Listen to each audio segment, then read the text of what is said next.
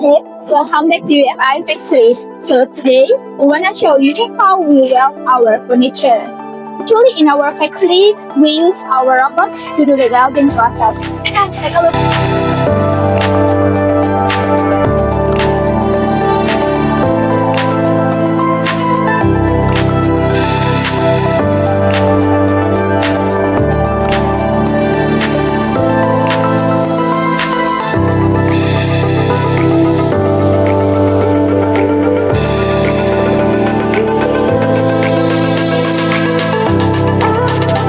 For us to see more video.